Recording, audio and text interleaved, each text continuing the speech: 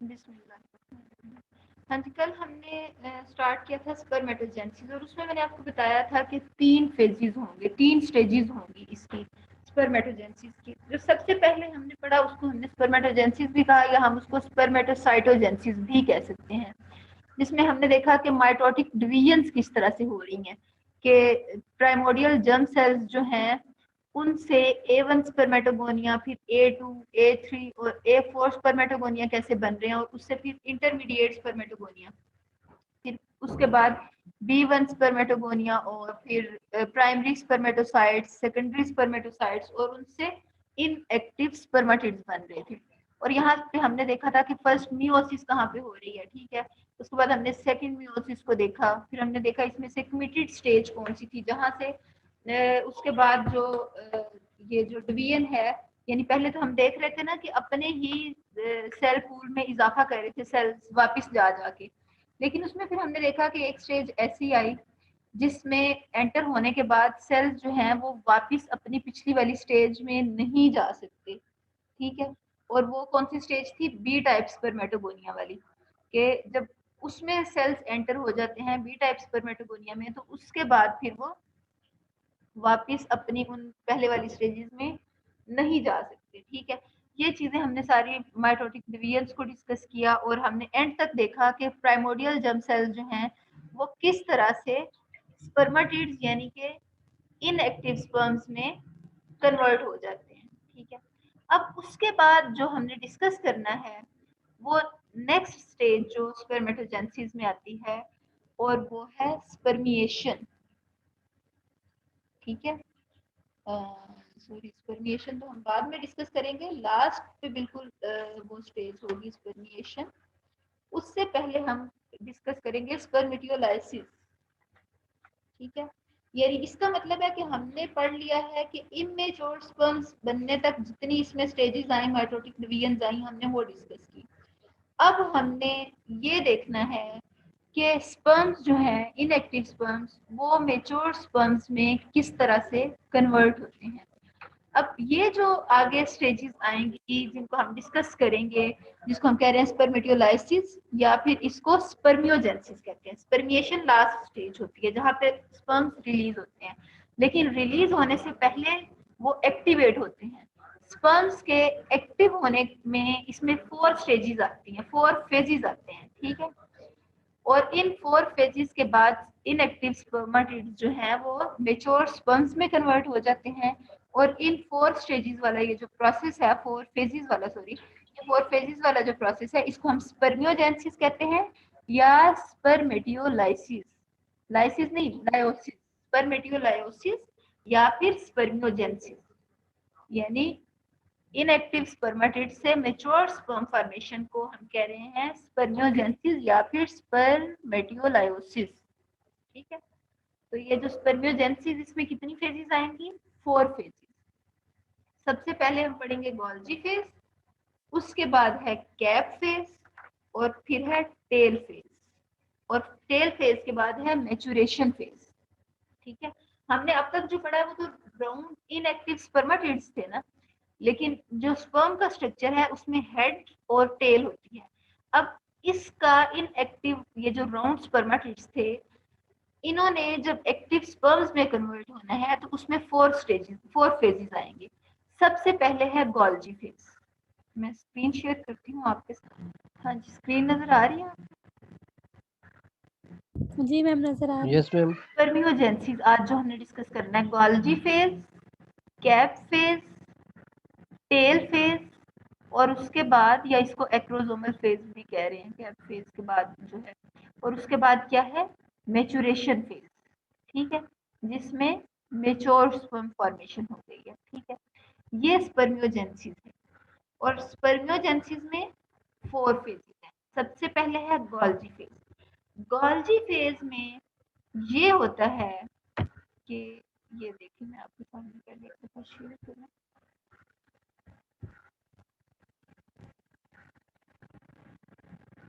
हाँ जी, सबसे पहले है गोल्जी फेज। और गोल्जी फेज में अब जिस तरह आप यहाँ पे देख सकते हैं, ये गोल्जी फेज, उसके बाद कैप फेज, फिर टेल फेज, और उसके बाद मैच्योरेशन फेज।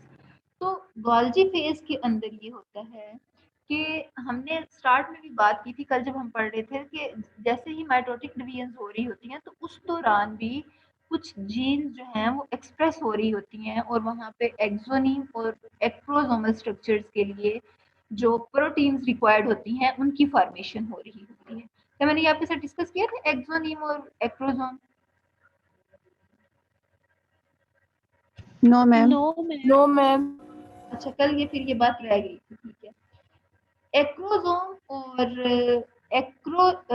एक्रोसोम और एक्सोनीम, ये इन दो स्ट्रक्चर्स की फॉर्मेशन के लिए प्रोटीन्स रिक्वायर्ड होंगी। तो जब ये स्पर्मेटोगोनिया की वेरियस स्टेजेस से ये गुजर रहा होता है, इसकी माइटोटिक डिवीजन हो रही होती हैं, तो उस दौरान स्पेसिफिक जीन्स जो हैं वो एक्सप्रेस हो रही होती हैं, ठीक है। तो इसमें हमने ये वो जो प्रोटीन्स उनकी एक्सप्रेशन से जो बनती हैं वो एक्रोसोम और एक्सोनीम की फॉर्मेशन में काम आती हैं। इसमें जो कैप लाइक स्ट्रक्चर बनता है इस इन स्टेजेस में, तो उस कैप लाइक स्ट्रक्चर के लिए जो प्रोटीन्स रिक्वायर्ड होती हैं वो भी बनती हैं, और जो टेल लाइक स्ट्रक्चर बनता है उसके लिए जो प्रोटीन्स रिक्वायर्ड होती हैं वो भी बनती हैं। तो जो कैप लाइक स्ट्रक्चर होता है, जो प्रॉक्सिमल एंड पे स्ट्रक्चर होता है, कैप लाइक स्ट्रक्चर होता है, उसको हम कहते हैं एक्रोसोम। और जो फ्लैजेला कंटेनिंग प्रोटीन्स होती हैं, यानी जिनसे फिर आगे टेल बनती है, उसको हम कहते हैं एक्सोनीम, ठीक है। प्रॉक्सिमल और डिस्टल का कॉन्सेप्ट शायद मैंने आपके साथ पहले डिस्कस किया हो, या चले मैं एक बार फिर बता देती हूँ। प्रॉक्सिमल का मतलब होता है कि वो हिस्सा जो पहले हो, या अगर आप किसी उनकी अटैचमेंट पॉइंट ऑफ व्यू से देख रहे हैं, यानी जैसे अगर आप अपने बाजू की बात करें तो जो शोल्डर है, शोल्डर क्या है, प्रॉक्सिमल पार्ट है, और हैंड क्या होगा, डिस्टल पार्ट। लेकिन अगर आप हैंड और एल्बो में देखें कि हैंड और एल्बो में से क्या प्रॉक्सिमल है, तो उसमें एल्बो प्रॉक्सिमल होगी जो अटैचमेंट पॉइंट के करीब होगी, ठीक है, और जो हैंड होगा वो डिस्टल होगा, ठीक है। तो इस तरह हमने ये अभी मैंने जो प्रॉक्सिमल और डिस्टल की बात की थी, इसमें से जो प्रॉक्सिमल पार्ट है यानी जो हेड लाइक स्ट्रक्चर है वो एक्रोसोम होगा, और जो फ्लैजेला कंटेनिंग प्रोटीन्स होंगी उन्हें हम कह रहे हैं ये एक्सोनीम है। तो एक्रोसोम और एक्सोनीम ये कैप और टेल बनाने में ये प्रोटीन्स यूज होंगी, और ये जैसे ही वो स्पर्मेटोसाइटोजेनेसिस हो रही होती है उस दौरान ये स्पेसिफिक प्रोटीन भी एक्सप्रेस हो रही होती है, स्पेसिफिक जीन भी एक्सप्रेस हो रही होती है, ठीक है। अब उसके बाद जब ये स्पर्म मैच्योरेशन स्टार्ट होती है, तो सबसे पहला जो गोल्जी फेज है, इसके अंदर जो इसके साइटोप्लाज्म में, स्पर्मेटिड के साइटोप्लाज्म में गोल्जी बॉडीज मौजूद होती हैं। गोल्जी बॉडीज जो हैं वो उन स्पेसिफिक प्रोटीन्स को वेसिकल्स की सूरत में रिलीज करती हैं। यानी वैसे तो जो राइबोसोम्स है वो माइटोकॉन्ड्रिया पे उस पे सॉरी एंडोप्लाज्मिक रेटिकुलम पे अटैच होते हैं ना, और एंडोप्लाज्मिक रेटिकुलम में वो प्रोटीन्स सिंथेसिस के बाद स्टोर हो रही होती हैं। लेकिन उनकी जब फर्दर उनकी प्रोटीन्स की एक्टिवेशन होनी होती है, और उनकी मैच्योरेशन होनी होती है, फर्दर प्रोसेसिंग होती है आफ्टर ट्रांसलेशन, तो और पैकिंग होती है, वो गोल्जी ऑपरेटस में होती है। तो गोल्जी ऑपरेटस जो है वो प्रोटीन्स को वेसिकल्स की सूरत में रिलीज करता है, और उन वेसिकल्स को हम कहते हैं एक्रोसोमल वेसिकल्स, क्योंकि उनके अंदर वो एंजाइम्स होते हैं जो कैप में होते हैं, ठीक है। वो फिर वो एंजाइम्स जो है उनको फर्टिलाइजेशन में आगे रोल होता है। तो एक्रोसोमल वेसिकल्स कहाँ से रिलीज होती हैं, इन गोल्जी बॉडीज से रिलीज होती हैं। नेक्स्ट फेज में क्या होता है, इसी फेज के अंदर नेक्स्ट स्टेप पे क्या होता है कि इसी गोल्जी फेज के अंदर कि ये जो गोल्जी बॉडीज हैं वो इन एक्रोसोमल कैप के साथ अटैच हो जाती हैं, और एक्रोसोमल ये जो वेसिकल्स हैं ये किसके साथ अटैच हो रही है, न्यूक्लियस के साथ। ब्लू क्या है, ये राउंड स्पर्मेटिड है, और इसके अंदर ये क्या है, माइटोकॉन्ड्रिया है, ये जो है ये सेंट्रियोल्स हैं, ये गोल्जी बॉडीज हैं। गोल्जी बॉडीज क्या रिलीज करती हैं, वेसिकल्स, और वेसिकल्स जो है वो किसके साथ अटैच हो रही हैं, न्यूक्लियस के साथ। और उसके बाद ये जो गोल्जी बॉडीज हैं ये भी न्यूक्लियस के साथ अटैच हो जाती हैं। जब ये न्यूक्लियस के साथ अटैच हो जाती हैं तो यहाँ पे एक कैप लाइक स्ट्रक्चर बन जाता है, ठीक है। तो उसको फिर हम क्या देते हैं, ये कैप फेज है। पहले क्या हो रहा है गोल्जी फेज में, गोल्जी बॉडीज से वेसिकल्स रिलीज हो रही हैं, और वो वेसिकल्स किसके साथ अटैच हो रही हैं, न्यूक्लियस के साथ, और फिर उसके साथ ही गोल्जी बॉडीज भी साथ अटैच हो जाएंगी, ठीक है। और उसके बाद कैप फेज, यानी कि ये जो यहाँ पे कैप लाइक एक स्ट्रक्चर की फॉर्मेशन हो रही है जिसको हम कह रहे हैं एक्रोसोमल कैप, ठीक है। और साथ ही अब क्या होना शुरू हो जाता है कि ये जो राउंड स्पर्मेटिड है ये इलोंगेट होना शुरू हो जाता है, इसमें इलोंगेशन स्टार्ट हो जाती है। और ये वाले जो सेंट्रियोल्स थे, ये सेंट्रियोल जो हैं ये इलोंगेट होके एक बेस प्रोवाइड करते हैं टेल फॉर्मेशन की, और इनसे फिर आगे टेल डेवलप होती है, ठीक है। तो ये कैप फेज था, और नेक्स्ट जो है वो टेल फेज, या उसको हम एक्रोसोम फेज भी कहते हैं। इसके अंदर क्या हो रहा है कि ये जो एक बेस प्रोवाइड कर रहा है टेल के लिए सेंट्रियोल्स, तो इसको हम मेनशिट भी कहते हैं। यहाँ पे आप ये लिखा हुआ भी देख सकते हैं, ठीक है। ये सेंट्रियोल जो है ये इलोंगेट होना स्टार्ट होते हैं और इनसे टेल की फॉर्मेशन स्टार्ट हो जाती है, ठीक है। और साथ ही ये जो माइटोकॉन्ड्रिया थे, माइटोकॉन्ड्रिया जो है वो इस टेल के अलोंग अरेंज होना स्टार्ट हो जाते हैं। वो इस वजह से अरेंज होना स्टार्ट हो जाते हैं कि मूवमेंट के दौरान जब स्पर्म मूव करेगा तो जो एनर्जी रिक्वायर्ड होगी वो एनर्जी कहाँ से फिर ऑब्टेन होगी, कहाँ कौन रिलीज करेगा वो एनर्जी, यही माइटोकॉन्ड्रिया। तो ये माइटोकॉन्ड्रिया जो है ये अरेंज होना स्टार्ट हो जाते हैं इन इस टेल के बीच, ठीक है। तो अब ये जो टेल फॉर्मेशन वाला फेज है ये कौन सा फेज है, एक्रोसोमल फेज। इसके बाद जो लास्ट फेज है इस स्पर्मियोजेनेसिस के प्रोसेस में वो है मैच्योरेशन फेज। मैच्योरेशन फेज के अंदर ये होता है कि अब स्पर्म के अंदर जो साइटोप्लाज्मिक कंटेंट्स थे, वो साइटोप्लाज्मिक कंटेंट्स जो है वो रिलीज होना स्टार्ट हो जाते हैं। रिलीज कैसे होंगे और क्यों होंगे? साइटोप्लाज्मिक कंटेंट्स जो हैं, यानी कि उसमें से सिर्फ जो माइटोकॉन्ड्रिया है ना, स्पर्म के अंदर वही माइटोकॉन्ड्रिया सिर्फ टेल के साथ अरेंज होगा। बाकी जितने भी साइटोप्लाज्मिक कंटेंट्स हैं वो सारे के सारे उनको एक साइटोप्लाज्मिक ड्रॉपलेट की सूरत में रिलीज कर दिया जाएगा, ठीक है। ये देखें ना, ये इस तरह से एक ड्रॉपलेट की सूरत में जो साइटोप्लाज्मिक कंटेंट्स हैं वो रिलीज हो जाएंगे। यहाँ पे जो नजर आ रहे हैं ये साइटोप्लाज्मिक कंटेंट्स नहीं है, लेकिन साइटोप्लाज्मिक कंटेंट्स भी इसी तरह से ही रिलीज होंगे, जैसे मैं आपको यहाँ पे दिखाऊं। ये देखिए आप, यानी ये जो साइटोप्लाज्मिक कंटेंट्स हैं ये रिलीज हो जाएंगे। अब साइटोप्लाज्मिक कंटेंट्स क्यों रिलीज होते हैं कि स्पर्म ने मूव करना है तो उसका साइज, उसका जो वेट है वो डिक्रीज किया जाए, उसके लिए जो साइटोप्लाज्मिक कंटेंट्स हैं वो रिलीज हो जाएंगे। और जो इसके अंदर जो स्पर्म के अंदर सिर्फ न्यूक्लियस रह जाएगा और एक्रोसोमल कैप होगी, और उसके अलावा सेंट्रियोल से बनी हुई ये टेल होगी, ठीक है। और जो इसके अंदर साइटोप्लाज्मिक कंटेंट रिलीज होंगे उनको हम कहेंगे कि cytoplasmic extra cytoplasmic contents release हुए हैं साइटोप्लाज्मिक ड्रॉपलेट की सूरत में, और जो 7 सेटुलाइज सेल्स हैं वो इन साइटोप्लाज्मिक जो ड्रॉपलेट है उसको एब्जॉर्ब कर लेंगे, ठीक है। और जो स्पर्म होगा उसके अंदर सिर्फ कंडेंस्ड न्यूक्लियस होगा, यानी अब इस स्टेज पे आके जब स्पर्म मेच्योर हो गया तो यहाँ पे जो ये डीएनए है अब वो एक्सप्रेस नहीं हो रहा, इनएक्टिव है। जो जेनेटिक मटेरियल है वो इनएक्टिव है, इनएक्टिव है तो टाइटली पैक्ड है। जब वो एक्सप्रेस हो रहा है तब जरूरत है ना कि उसको ओपन किया जाए और वहां से जीन की ट्रांसक्रिप्शन हो सके, ठीक है। अब ये इनएक्टिव है, जेनेटिक मटेरियल क्या है, इनएक्टिव है और टाइटली पैक्ड है। वैसे तो पैकिंग के लिए जो डीएनए के अंदर डीएनए पैकिंग के लिए प्रोटीन्स होती है वो बेसिक प्रोटीन्स होती है, उन्हें हम हिस्टोन प्रोटीन्स कहते हैं।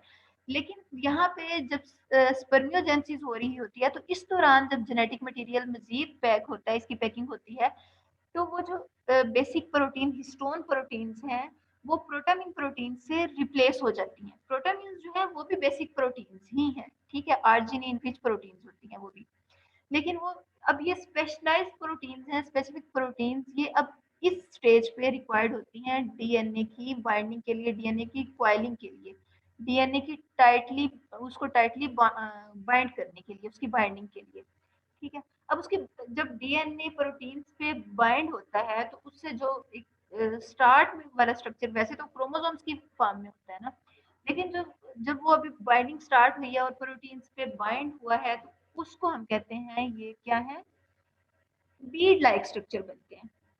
ठीक है, और वो जो बीड लाइक स्ट्रक्चर्स हैं वो फिर मजीद कॉइल होते जाते हैं, और उन कॉइलिंग से मजीद एक्सटेंसिव कॉइलिंग जब होती जाती है और उससे फिर बनते हैं क्रोमोसोम्स। ठीक है, लेकिन ये जो पहला स्ट्रक्चर जो बीड लाइक स्ट्रक्चर बनता है इसको हम कहते हैं न्यूक्लियोसोम। ठीक है, तो यहाँ पे इस तरह से डीएनए भी कंडेंस हो जाता है, जो एक्स्ट्रा साइटोप्लाज्मिक कंटेंट्स हैं वो भी रिमूव हो जाते हैं, माइटोकॉन्ड्रिया जो है वो टेल के अराउंड वो अरेंज हो जाते हैं, और जो इसमें साइटोप्लाज्मिक कंटेंट्स रिलीज हुए थे वो सेलुलोज सेल्स उनको एब्जॉर्ब कर लेते हैं, और इस तरह से जो मेच्योर स्पर्म है उसकी फॉर्मेशन हो गई। अब आप इस सारे प्रोसेस में देखिए कि यहाँ पे कोई डिवीजन नहीं हो रही है। ठीक है, सिर्फ वही जो राउंड स्पर्मेटिड था उसी की रीमॉडलिंग हो रही है, स्ट्रक्चरल चेंजेस उसके अंदर आ रही हैं। ठीक है, और इसी तरह ये इन्हीं स्ट्रक्चरल चेंजेस से गुजर के 4 फेजेस में से गुजर के Golgi phase, cap phase, tail phase और मैचुरेशन फेज के बाद ये मेच्योर स्पर्म की सूरत में ल्यूमेन में इसने रिलीज होना होता है। जो हमने उसमें टेस्टिस के स्ट्रक्चर में हमने देखा था, सेमीफेरस ट्यूब्यूल के दरमियान जो स्पेस होती है उसको हम कहते हैं ल्यूमेन।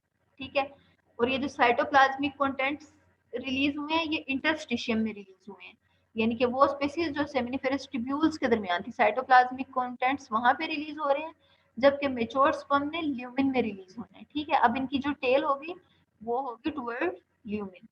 ठीक है, तो इस तरह से 4 स्टेजेस से गुजरने के बाद मेच्योर स्पर्म ल्यूमेन में रिलीज हो जाते हैं, और इस सारे प्रोसेस को हम क्या कहते हैं, स्पर्मियोजेनेसिस, यानी कि राउंड इनएक्टिव स्पर्मेटिड से मेच्योर स्पर्म फॉर्मेशन को हम क्या क्या कह रहे हैं, स्पर्मियोजेनेसिस। ठीक है, और इसके बाद जो स्पर्म्स हैं, अच्छा जो आपके साथ मैंने अभी नोट्स भी शेयर किए हैं और कल भी जब हम पढ़ रहे थे तो मैंने शेयर किए थे, वो राउंड स्पर्मेटिड जो माइटोटिक डिवीजन से वो सारे बन रहे होते हैं, आप देख रहे होंगे कि वहां पे साइटोप्लाज्मिक डिवीजन नहीं हो रही थी। ठीक है, साइटोप्लाज्मिक डिवीजन नहीं हो रही थी, सिर्फ जो ये जो माइटोटिक डिवीजन हो रही थी। ठीक है, सेल नंबर इंक्रीज हो रहा था लेकिन जो साइटोप्लाज्म था वो सेम था, यानी कि साइटोप्लाज्म डिवाइड नहीं हो रहा था। ठीक है, सेल्स जो है वो सेपरेट नहीं हो रहे थे, स्पर्मेटिड्स एक ही उस साइटोप्लाज्म के अंदर थे। ठीक है, तो जब ये मेच्योर स्पर्म रिलीज होते हैं तो एक्टिव स्पर्म रिलीज होते हैं, तो इस रिलीज होने के प्रोसेस को हम कहते हैं स्पर्मिएशन। मेच्योर स्पर्म फॉर्मेशन को हमने कहा स्पर्मियोजेनेसिस, और मेच्योर स्पर्म के ल्यूमेन में रिलीज होने को हम कहते हैं स्पर्मिएशन। एक्टिव स्पर्म्स जब रिलीज हो जाते हैं तो पीछे वो जो मेम्ब्रेन बच जाती है तो उसको हम कहते हैं रेजिडुअल बॉडी। ठीक है, ये रेजिडुअल बॉडी जो है ये रेजिडुअल बॉडी भी सर्टोलाइज को भी एब्जॉर्ब कर लेते हैं। ठीक है, और जो सारे स्पर्म्स की ये जो एक ही मेम्ब्रेन होती है इसको कलेक्टिवली हम कहते हैं सिंसिशियम, SYNCITIUM, सिंसिशियम। सिंसिशियम जो है वो इनकी कंबाइंड मेम्ब्रेन है सारे स्पर्म्स की, और जब मेच्योर होने के बाद ये इससे रिलीज होते हैं, इस प्रोसेस को हम स्पर्मिएशन कहते हैं, और ये जो मेम्ब्रेन फिर खाली रह जाती है जिसके अंदर से ये स्पर्म रिलीज हो जाते हैं उसको हम कहते हैं रेजिडुअल बॉडी, और रेजिडुअल बॉडी को सर्टोलाइज सेल्स एब्जॉर्ब कर लेते हैं। ठीक है, अब इसके बाद स्पर्मिएशन का जो प्रोसेस है वो फिर उसमें थोड़ी मजीद हम इसको डिटेल से देखेंगे कि स्पर्मिएशन के दौरान किस तरह से सेल्स जो है वो ये जो स्पर्म्स एक्टिव स्पर्म्स हैं वो रिलीज होते हैं, क्योंकि एक्टिव स्पर्म्स जो हैं they are release from neighbour Sertoli's cells into lumen. अब नेबर सर्टोलाइज सेल्स में से ये रिलीज होते हैं तो इसका मतलब है सर्टोलाइज सेल्स के साथ इनके सरफेस कॉन्टैक्ट्स होते हैं। ठीक है, वो किस किस्म के कॉन्टैक्ट्स होते हैं वो फिर इंशाल्लाह हम कल डिस्कस करेंगे। जी मोहम्मद इलियास खान, आपने हैंड रेज किया, आप कुछ पूछना चाह रहे हैं? यस मैम, जब ये प्लाज्मिक कंटेंट जो है वो उसमें किया जाता है तो कॉन्ड्रिया जो उसमें उसने जो है यूज भी तो करनी है ना, राइट, जिस तरह से इस तरह वो मूव के दौरान, तो क्या चीज में वो सारा कुछ यूज हो रहा है तो उसके पास क्या बचेगा यूज? तो उसको इस वजह से हर चीज जो है साइटोप्लाज्मिक कंटेंट्स जो है वो सारे के सारे जो है वो रिलीज कर दिए जाते हैं, ताकि स्पर्म ने मूव करना है तो उसका जो वेट है वो बहुत कम हो जाए, वो इजीली मूव कर सके। और उसमें सिर्फ जो आगे जाके फर्टिलाइजेशन के दौरान जो एंजाइम्स चाहिए होंगे वो एक्रोसोमल कैप में मौजूद होते हैं, और जो न्यूक्लियर मटेरियल चाहिए होता है, क्योंकि स्पर्म में भी हैप्लॉइड है, क्रोमोसोम नंबर हैप्लॉइड है, हाफ क्रोमोसोम्स होते हैं और हाफ ही क्रोमोसोम्स एग्स में होते हैं, और फर्टिलाइजेशन से वो जो मैम 2n मेरा नंबर है वो दोबारा से क्वेश्चन मेरा ये ना हम्म, मैम ये क्वेश्चन नहीं है, वो तो डेफिनेटली ऐसा ही था। अगर वो साइटोप्लाज्म जो है वो एक्स्ट्रा रिमूव हो रहा है, जो माइटोकॉन्ड्रिया मौजूद वो एक्रोसोम में जो टेल में मौजूद है, उन्होंने कार्बोहाइड्रेट्स यूज करेंगे या लिपिड कुछ तो यूज करेंगे एनर्जी प्रोडक्ट के लिए। तो वो क्या चीज में सारा कुछ रिमूव हो गया तो वो क्या इस्तेमाल करेंगे ना, जो मूवमेंट सामान होगी फिर? एनर्जी जो प्रोड्यूस होनी है वो साइटोप्लाज्मिक कंटेंट से नहीं प्रोड्यूस होनी है। एनर्जी प्रोड्यूस होने के लिए आपको पता है कि हमने बायोकेमिस्ट्री में भी मुख्तलिफ साइकिल्स पढ़े थे, तो उसके लिए आपने कुछ देखे थे कोएंजाइम्स थे, NADH2 वगैरह, FADH, तो उनसे एनर्जी प्रोड्यूस होती है। मैम वो और चीजें ठीक है, वो जो ग्लूकोज है वो तो साइटोप्लाज्म में मौजूद होगा ना। अब साइटोप्लाज्म अगर हम रिमूव कर देते हैं तो ग्लूकोज वो भी रिमूव हो जाएगा साथ, या ग्लूकोज रिटेन किया जाता कि उसे जो चीजें एनर्जी प्रोडक्शन के लिए जरूरी है, एनर्जी प्रोडक्शन टेल मूवमेंट के लिए जरूरी है, तो जो चीजें एनर्जी प्रोडक्शन के लिए जरूरी हैं उनको रिटेन रखा जाएगा। साइटोप्लाज्मिक कंटेंट्स रिमूव होने का ये मतलब है कि जो इसके अलावा, अब जैसे प्रोटीन सिंथेसिस के लिए ऑर्गेनेलिज हैं, जैसा कि राइबोसोम्स हैं, ठीक है, एंडोप्लाज्मिक रेटिकुलम है, तो वो सारी ऑर्गेनेलिज जो साइटोप्लाज्म में थी सिवाय न्यूक्लियस के, वो रिमूव कर दी जाएंगी, क्योंकि इस वक्त जो न्यूक्लियस होता है, जो जेनेटिक मटेरियल है, वो इनएक्टिव फॉर्म में होता है, और हमें जरूरत नहीं है उस प्रोटीन सिंथेसिस वाली मशीनरी की, और बाकी जो प्रोसेसिंग, प्रोटीन की प्रोसेसिंग होना, और वो सारी जो इस किस्म की सारी जो ऑर्गेनेलिज है साइटोप्लाज्म में, वो सारी की सारी रिलीज की जाती है। ऐसा नहीं है कि हर चीज रिलीज कर दी जाए और उसके बाद जो सेल है वो एनर्जी प्रोडक्शन भी उसमें ना हो सके। माइटोकॉन्ड्रिया को रिटेन रखा जा रहा है, तो इसका मतलब है कि जिन चीजों से एनर्जी ऑब्टेन होनी है वो मॉलिक्यूल्स भी इसके अंदर हैं, सिर्फ साइटोप्लाज्मिक कंटेंट्स जो हैं वो रिलीज किए जा रहे हैं, और स्पेशली वो ऑर्गेनेलिज जो प्रोटीन सिंथेसिस के लिए रिक्वायर्ड होती हैं, स्पेशली राइबोसोम्स, उनको रिलीज किया जा रहा है। हाँ जी, क्लियर हो थैंक्स गया अ आपको ये लॉट, पॉइंट? गॉट इट ठीक, मैम, गॉट इट। किसी और का कोई क्वेश्चन?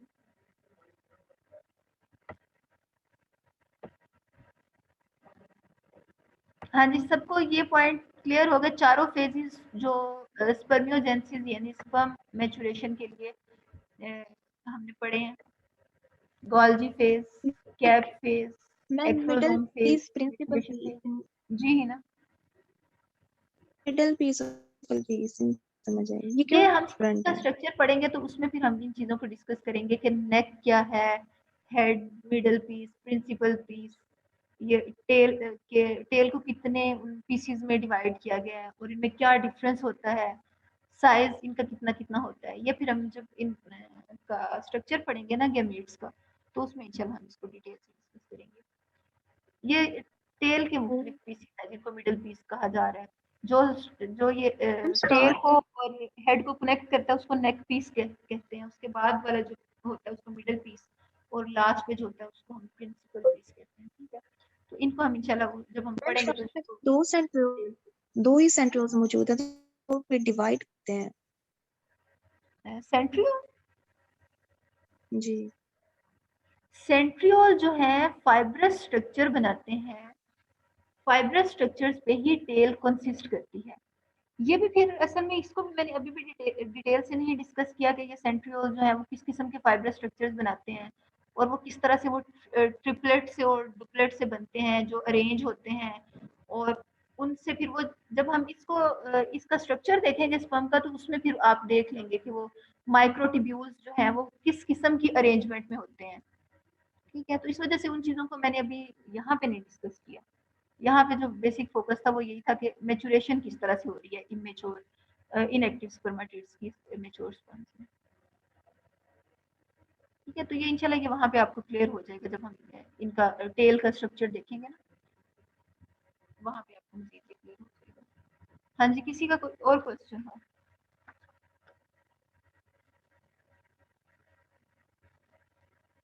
कोई क्वेश्चन नहीं है, सब क्लियर हो गया? Yes ma'am. ठीक है जी, थैंक यू सो मच। अल्लाह हाफ़िज़।